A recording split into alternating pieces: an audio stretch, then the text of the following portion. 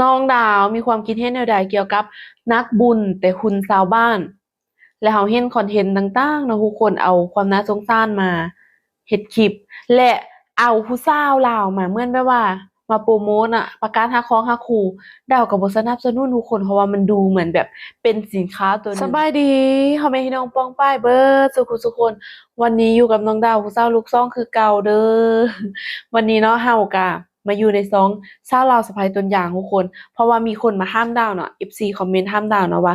น้องดาวมีความคิดเห็นแนวใดเกี่ยวกับนักบุญแต่คุณชาวบ้านมีความคิดเห็นแนวใดสำหรับตัวของน้องดาวนะทุกคนการทำบุญเนาะการทำบุญที่บ่แสวงหาผลประโยชน์หรือว่ากำไรเข้ามาตัวเองนี่คือว่าเป็นการทำบุญที่บริสุทธิ์ใจเนาะถ้า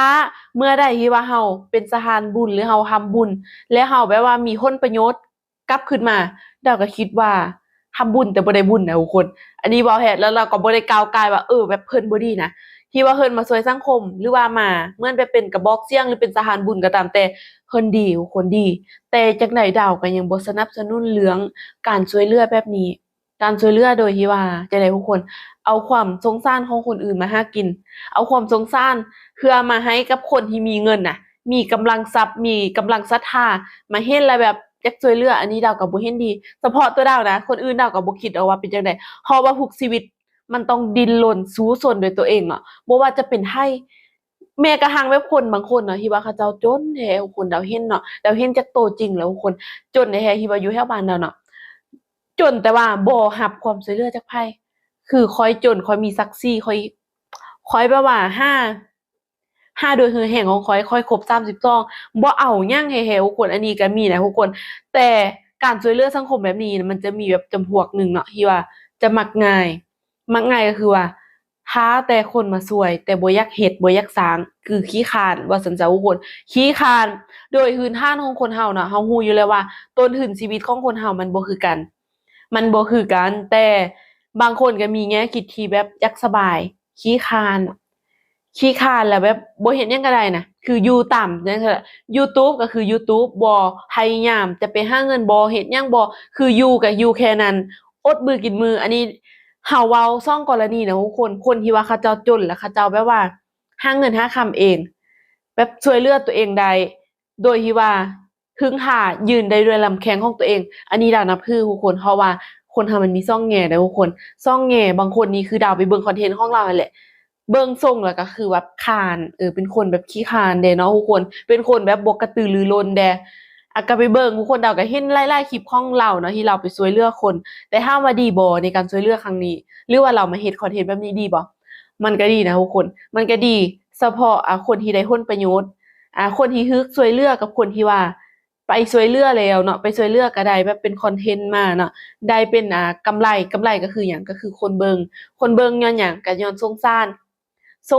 หยังทุกคนสงสารหยังแนวเบิ่งวิถีชีวิตน่ะผู้นั้นจนเดะน่าสงสารว่าชีวิตเราบ่มีหยังเนาะชีวิตเราบ่มีหยังเว้ย อ่าคนที่ว่าเฮ็ดเนาะคนที่มีเงินมาเฮ็ดเนาะเป็นตาอีต้นเนาะเป็นมีกำลังทรัพย์เด้ก็โอนไปให้เขาช่วยโอนไปให้เขาช่วยนะทุกคนแล้วก็เมื่อน่ะอยู่ไทก็มีหลายคนที่เป็นนักบุญคุณสาบานแต่สำหรับน้องดาวจริงๆนะน้องดาวมักเบิ่งคนที่บริจาคแบบศรัทธาเงินตัวเองนะทุกคนดาวมักนะทุกคนคือพิมพ์ลี้ภายแม่งที่ว่าเขาเจ้ามีกำลังทรัพย์เนาะดาวก็รู้อยู่แหละว่าเขาเจ้ามีกำลังทรัพย์แล้วเราจะไปเปรียบเทียบกับคนนั้นบ่ได้นะก็แม่นทุกคนแต่เรามักการช่วยเหลือจากใจจริงทุกคนการช่วยเหลือโดยที่ว่าบ่หวังหยังดอก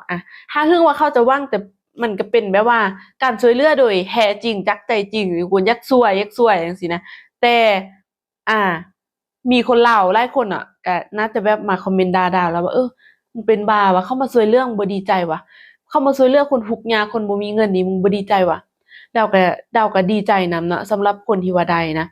คนที่ว่าใดกำลังศรัทธาจากคนที่ว่ามีเงินที่ว่าเป็นกระบอกเสียงหรือแบบคนที่เป็นสะพานบุญไปต่อและเขาเจ้าใดดาวดีใจนำที่เขาเจ้าใดเนาะแต่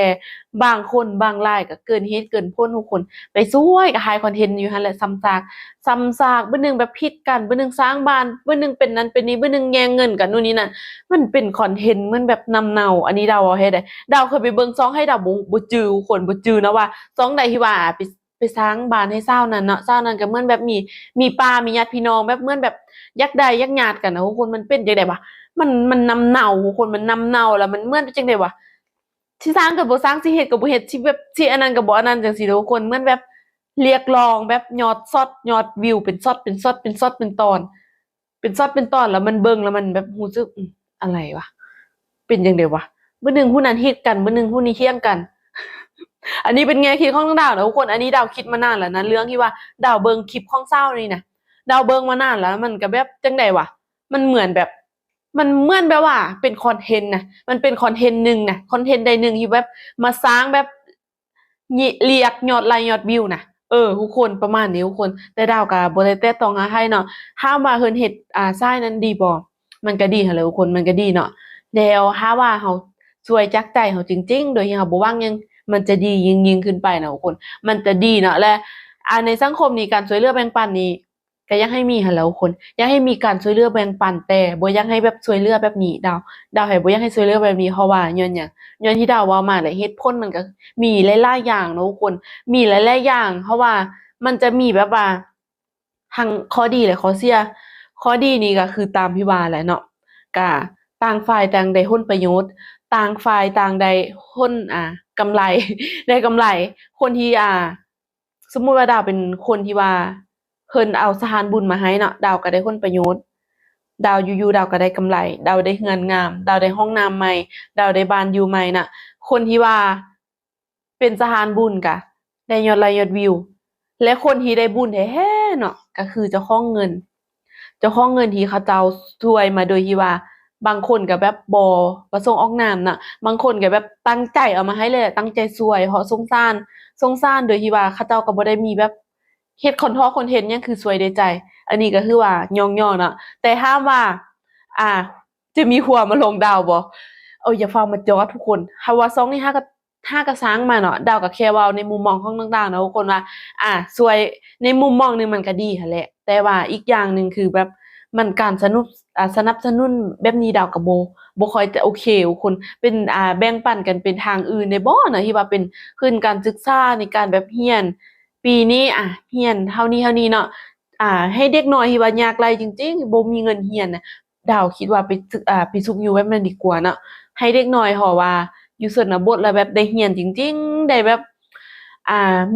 มีการศึกษาน่ะอ่านหนังสือลาวได้ฮอดได้ไปได้มาได้ทุกคนอันนี้คือว่าดีนะ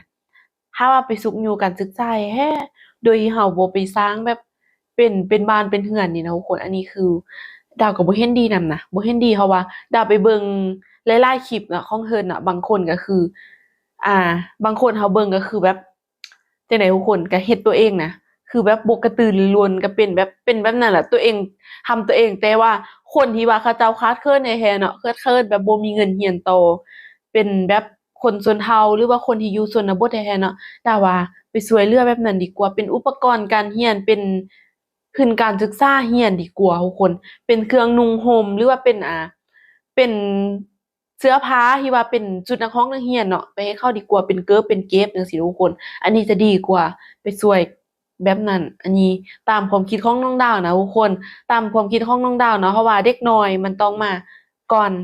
ก่อนผู้ใหญ่เสมอพอเด็กน้อยเนี่ยทุกคนบางคนคืออยู่ชนบทนี่แทบจะบ่ได้เรียนก็มีนะก็ยังมีแบบบางกลุ่มที่บ่ได้เรียนอย่างแบบไปโรงเรียนอย่างแบบบ่มีเกิบบ่มีเสื้อผ้าก็ยังมีอันนี้ดาวไปช่วยแบบนี้ดาวว่ามันโอเคกว่าเนาะเพราะว่าดาวเห็นคนไทยเนาะคนไทยดาวก็บ่ได้เปรียบเทียบว่า ประเทศเขาเจ้าเจริญแล้วเนาะแต่ว่าการที่จะช่วยเหลือในเบื้องต้นนี่คือเด็กน้อยต้องสำคัญกว่าคนใหญ่หรือวัยกลางคนหรือว่าวัยรุ่นจ้ะและ